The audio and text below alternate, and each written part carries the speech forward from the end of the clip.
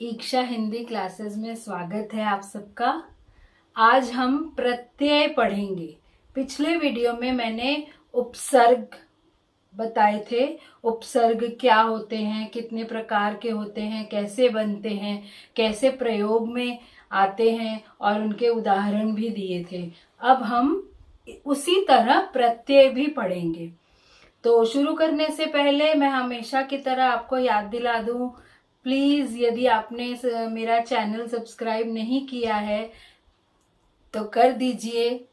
अपने तक सीमित मत रखिए, अपने दोस्तों को बताइए, लाइक कीजिए, शेयर कीजिए और बेल आइकन भी क्लिक कीजिए ताकि दूसरों को भी फायदा हो, यदि आपको फायदा हो रहा है तो शुरू करते हैं।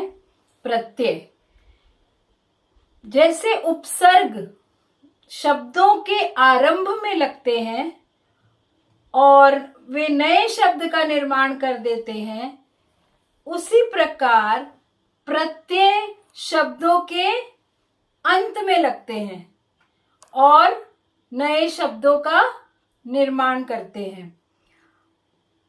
वे भी उपसर्ग की तरह शब्दांश हैं, शब्द नहीं है पूरे, वे भी शब्दांश हैं जो शब्दों के अंत में लगते हैं। और ये शब्दांश अकेले यदि लिखे जाएंगे तो इनका कोई अर्थ नहीं है। वाक्य में भी अगर ये बीच में अकेले लिख दिए जाएंगे तो इनका कोई अर्थ नहीं है, किंतु यदि ये शब्दों के साथ लग जाते हैं तब इनका अर्थ स्पष्ट होता है। अपने आप में इनका कोई अर्थ नहीं है, इनका मूल्य ही तभी है, ये सार्थक ही तभी होते हैं, इनका होना तभी महत्व पाता है जब ये शब्दों के साथ लगते हैं। तो हम देखते हैं कि प्रत्यय शब्दों के अंत में लगकर नया शब्द बना देते हैं और उनका अर्थ स्पष्ट होता है। तो प्रत्यय दो प्रकार के हैं, एक है कृत प्रत्यय और दूसरे कहलाए जाते हैं तद्धित प्रत्यय। कृत प्रत्यय आपको किसी भी पुस्तक में ये शब्द मिलेंगे, कृत, क के नीचे री, कृत प्रत्यय यहां लिखा हुआ है और क के नीचे री और त। क्यों इन्हें कृत प्रत्यय कहा गया? क्योंकि क्रिया या धातु के अंत में लगने के कारण इन्हें कृत प्रत्यय कहते हैं। क्रिया के साथ जुड़ने के कारण इन्हें कृत प्रत्यय कहते हैं। अब आपको क्रिया तो पता है, जो शब्द काम करने के बारे में बताते हैं वो क्रिया होते हैं, और क्रिया में से ना हटा दिया जाए तो वो धातु बन जाते हैं। जैसे खेलना में से ना हटा दो तो खेल धातु रूप हो गया, सोना में से ना हटा दो तो सो धातु रूप हो गया, लिखना में से ना हटा दो तो लिख धातु रूप हो गया, पढ़ना में से ना हटा दो तो पढ़ धातु रूप हो गया। संस्कृत में भी आप लोगों ने धातु रूप पढ़े होंगे यदि संस्कृत पढ़ी होगी तो हम उदाहरण देखते हैं कृत प्रत्यय के। देखिए, प्रत्यय शब्द है हार। अब ये खेलन हार, राखन हार इसके उदाहरण हैं। खेलना क्रिया है, रखना भी क्रिया है, तो इन क्रियाओं के बाद लगे ये हार और खेलन हार, राखन हार बन गया। खेलन हार मतलब खेलने वाला, राखन हार मतलब रक्षा करने वाला, रखने वाला। अय्या, गवैया और भुलैया। गवैया गाने के साथ बना है, गाने वाला गवैया, भुलैया भूलने वाला। गाना और भूलना दोनों क्रियाएं हैं, भूलने वाला भुलैया। अक्कड़, भुलक्कड़, पियक्कड़, भूलना और पीना दोनों क्रियाएं हैं। ऊ, खाऊ, उड़ाऊ। अब देखिए, ये धातु, खाना का खा धातु के साथ ऊ लगा, खाऊ खाने वाला जो बहुत खाता है, उड़ाऊ जो बहुत उड़ाता है। तो उड़ाना और उड़ना, खाना, ये भी धातु रूप है क्रियाओं के। उड़, खा, भूल, पियक्कड़, भुलक्कड़। तो ये सब आप देखेंगे क्रियाओं के बाद या क्रिया के धातु रूप के बाद लगते हैं प्रत्यय, जो कृत प्रत्यय कहलाते हैं। फिर देखिए दार, लेनदार, देनदार, लेना देना दोनों क्रियाएं हैं। इयल, सड़ियल, अड़ियल, सड़ना क्रिया है, अड़ना भी क्रिया है, उसके साथ ईयल लग गया। नी, चटनी, ओढ़नी, चाटना क्रिया है, ओढ़ना भी क्रिया है। हंसी, हंसना भी क्रिया है, बोली, बोलना भी क्रिया है। ई, हंस के आगे ई लगा, बोल के आगे ई लगा, हंसी, बोली। आई, पढ़ाई, भलाई, पढ़ के आगे आई लग गया, भला के आगे आई लग गया, भलाई, पढ़ाई। वाला, गाने वाला, रखवाला, गाना भी क्रिया है, रखना भी क्रिया है। छलिया, इया के साथ, इया छलिया, इया प्रत्यय किसे बना, छलिया, छलना, किसी को धोखा देना क्रिया है। जड़िया, जड़ने का काम करते हैं, जो जड़ाऊ काम करते हैं उन्हें जड़िया कहते हैं, तो वो भी जड़ना भी क्रिया है। मान, प्रवाहमान, विद्यमान, प्रवाह बढ़ते जाना, गति, वो भी क्रिया है। विद्यमान, विद्य होना, विद्यमान, प्रस्तुत होना, उपस्थित होना, ये भी क्रिया है। तो आपने देखा ये प्रत्यय हैं हार, अय्या, अक्कड़, ऊ, दार, आलू, ईयल, नी, ई, आई, वाला, इया, मान। तो ये हुए कृत प्रत्यय जो क्रिया के बाद लगते हैं या क्रिया के धातु रूप के बाद लगते हैं। कृत प्रत्यय लगने पर जो शब्द बनते हैं उन्हें कृदंत कहते हैं। तो यदि आपको प्रश्न में पूछा जाए या कहा जाए कि प्रत्यय लगाकर कृदंत बनाइए, तो आप घबरा जाएंगे कि कृदंत कैसे बनाएंगे। इसका अर्थ ये है कि इन शब्दों के आगे कृत प्रत्यय लगाइए।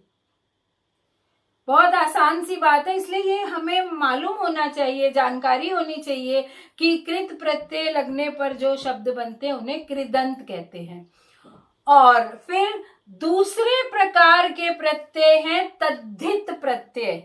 तद्धित, अब तद्धित नाम क्यों रखा गया इसका विश्लेषण हम नहीं करेंगे, केवल इतना जान लेते हैं कि जो प्रत्यय संज्ञा, विशेषण, सर्वनाम या अव्यय के बाद लगते हैं और संज्ञा और विशेषण शब्द बन जाते हैं, जो प्रत्यय संज्ञा पदों, विशेषण पदों, सर्वनाम पदों, अव्यय पदों के बाद लगते हैं वे तद्धित प्रत्यय कहलाते हैं और उनसे जो शब्द बनते हैं वे तद्धितांत कहलाते हैं। जैसे कृदंत कहलाते थे कृत वाले, वैसे तद्धितांत कहलाते हैं वे शब्द जो बन जाते हैं। तो हम देखते हैं कि ये इसके उदाहरण कौन से हैं। संज्ञा से संज्ञा, कुछ तद्धित प्रत्यय ऐसे हैं जो संज्ञा हैं और संज्ञा के बाद में ही लगते हैं। वो कौन से हैं देखिए, आर, आर लगकर ये सुनार, सोना के आगे आर लग गया, सुनार। लुहार, लोहा के आगे लोहार लग गया, तो सोना भी संज्ञा है और सुनार भी संज्ञा है। अब आपको बात समझ में आ गई होगी कि संज्ञा के साथ लगते हैं और संज्ञा ही बनाते हैं। तो सोना के साथ लगकर आर ने सुनार बना दिया, लोहार बना दिया। सोना भी संज्ञा था, लोहार भी संज्ञा है। इया, डिबिया, खटिया, तो डिब्बी के आगे इया लग गया, डिबिया, डिब्बी भी संज्ञा है, डिबिया भी संज्ञा है। खटिया, खाट भी संज्ञा है, खटिया भी संज्ञा है, तो इया लग गया। ई, पहाड़ के आगे ई लगकर पहाड़ी बन गई, रस्सा के आगे ई लगकर रस्सी बन गई, तो ये पहाड़ भी संज्ञा था और पहाड़ी भी संज्ञा है। रस्सा भी संज्ञा था, रस्सी भी संज्ञा है। कार, कलाकार, पत्रकार। अब कला के आगे कार लग गया, कला भी संज्ञा है, कलाकार भी संज्ञा है, पत्र भी संज्ञा है, पत्रकार भी संज्ञा है। गर, जादूगर, बाजीगर, दार, किराएदार, दुकानदार, पन, बचपन, लड़कपन। तो आपने देखा कि तद्धित प्रत्यय संज्ञा के साथ लगकर फिर संज्ञा ही बना देते हैं, ऐसे वाले भी होते हैं तद्धित प्रत्यय। दूसरे प्रकार के तद्धित प्रत्यय हैं जो विशेषण के साथ लगकर उसको संज्ञा बना देते हैं। अब आपको डिफरेंस पता चलेगा कि सुनार और मिठास में क्या अंतर है। देखिए, आस लगा मिठास के साथ, मीठा, मीठा क्या था? मीठा आम, मीठा गुणवाचक विशेषण था। तो मिठास, मीठा के साथ आस लग के मिठास बन गया। मिठास कौन सी संज्ञा है? भाववाचक संज्ञा। तो विशेषण शब्द में जब प्रत्यय लग जाता है तो वो उसे संज्ञा बना देता है, वो भी तद्धित प्रत्यय है। ये उदाहरण अलग अलग मैं आपको बता रही हूं। आस, मिठास, खटास, आई, अच्छा विशेषण है, अच्छा के आगे आई लगा तो अच्छाई बन गया। बुराई, अच्छा भी विशेषण है, बुरा भी विशेषण है, अच्छाई संज्ञा बन गया, बुराई संज्ञा बन गया, भाववाचक संज्ञा। इसी तरह आहट लगकर कड़वा के आगे आहट लगा, कड़वाहट, गरम के आगे आहट लगा, गर्माहट। ये भी कड़वा विशेषण था लेकिन कड़वाहट संज्ञा बन गया। गर्माहट गरम विशेषण था, गरम के आगे आहट लगा दिया तो वो संज्ञा बन गया। ई, अमीरी, अमीर विशेषण था, अमीर आदमी, और उसके आगे ई लगा के संज्ञा बन गया, अमीरी भाववाचक संज्ञा। गरीबी भाववाचक संज्ञा, गरीब विशेषण था, ई लग गया तो गरीबी संज्ञा हो गया।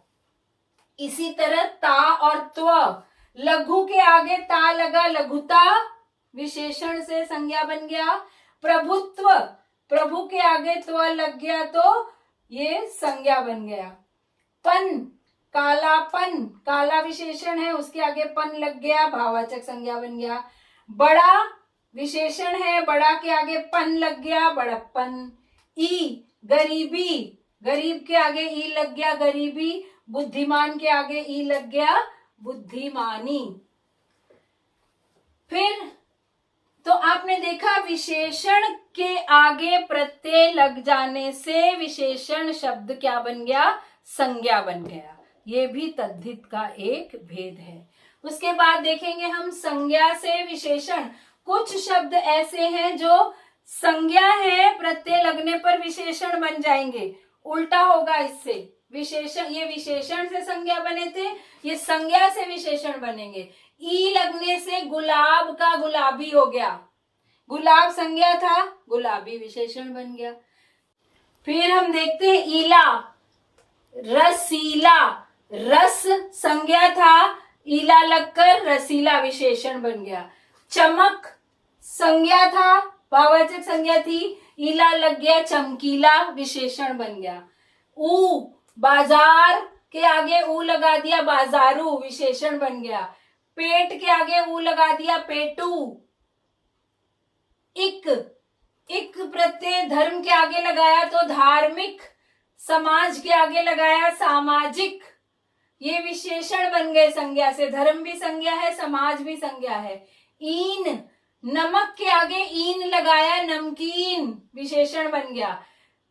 रंग के आगे ईन लगाया, रंगीन विशेषण बन गया ये। आ, भूख के आगे, भूख भाववाचक संज्ञा है, इसके आगे आ लगाया तो भूखा बन गया, विशेषण बन गया।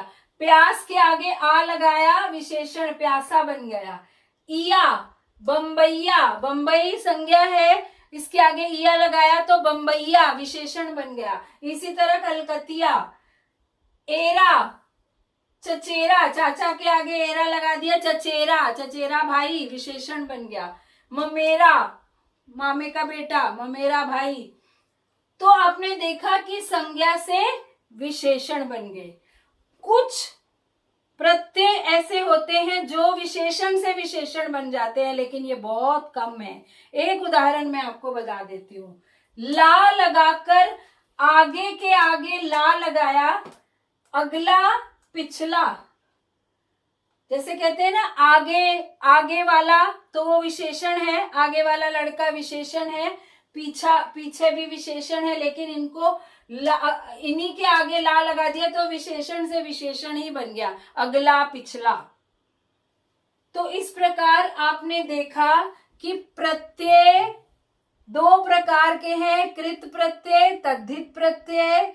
कृत प्रत्यय के उदाहरण आपने देखे, तद्धित प्रत्यय के उदाहरण हैं जो संज्ञा से संज्ञा बना देते हैं, विशेषण से संज्ञा बन जाते हैं, प्रत्यय लगने पर संज्ञा से विशेषण बन जाते हैं, और विशेषण से विशेषण ये बहुत कम पाए जाते हैं। तो एक उदाहरण मैंने आपको दे दिया।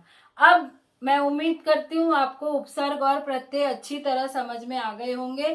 फिर भी आपको कोई किसी भी प्रकार का डाउट है, किसी भी प्रकार की समस्या है तो कमेंट बॉक्स में लिखिए, और अपने छोटे भाई बहनों से झगड़ा मत किया कीजिए।